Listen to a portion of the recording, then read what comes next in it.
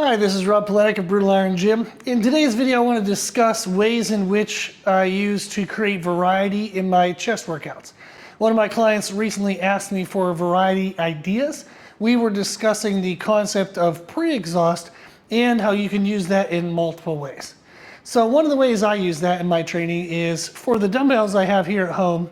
They go up to 120 pounds. And when I'm not pre-exhausted, I can do a decent number of reps with that weight.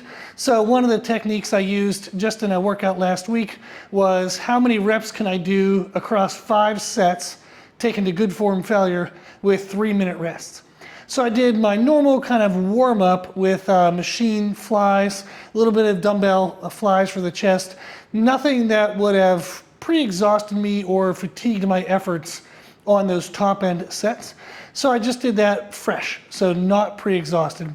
I ended up getting, I think, over 50 reps across the 5 sets. And that would be a technique I use where I'm not pre-exhausted fresh.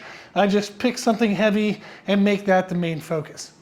Then the variations of pre-exhaust I use is down from 120, I have 100s and then 80s. So those are the 2 other weights that I'll commonly use.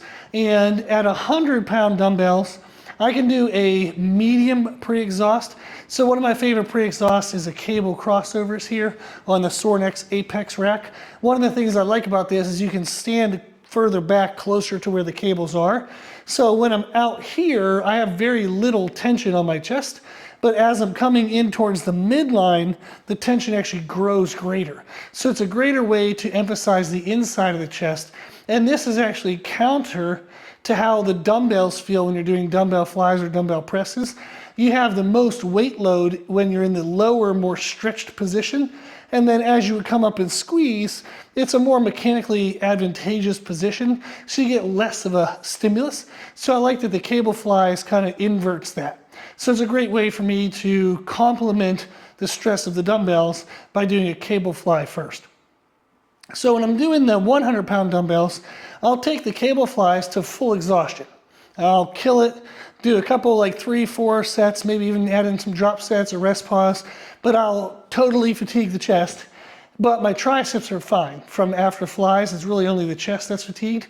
And then I would try the 100-pound dumbbells, and maybe I'll do that same concept, 5 sets, 3-minute rest, how many reps total can I get? Now, when I want more of a pre-exhaust, I'll drop down to the 80-pound dumbbells, which is what I'm doing actually today. And I did the cable flies to full exhaustion. I then did dumbbell flies to full exhaustion. And now I'm doing the 80-pound dumbbells for chest presses. So one of the ways in which I create variety is to use non-pre-exhausted workouts, but then also to use different depths of pre-exhaust. I'll do a moderate pre-exhaust and then like a heavy, kind of more demanding pre-exhaust. So that's a fun way to add some variety to your training. It will decrease the weight you can use on those top end sets. So like I said, for me, I have workouts where I do the 120s, but then if I do a medium pre-exhaust, the 100s feel plenty hard enough. If I do an extreme pre-exhaust, the 80s feel plenty hard enough. So it'll change that top end set. But if you're taking the muscle to full fatigue, you're damaging the tissue, and then you're progressing each of those models, as long as you're making progress and you're growing in weight and reps that you can perform, maybe the depth and degree of pre-exhaust that you can do while still achieving the dumbbell reps that you want for presses, as long as you're making some type of progression, you are going to be growing in both strength and size, assuming your nutrition is appropriate to support both of those. So that would be a fun way to do it, is do some non-pre-exhausted workouts and then play around with medium and more aggressive pre-exhaust. So hopefully that was helpful. Hopefully it gave you some ideas. If you have any questions, put them in the comment section below. And thank you for watching.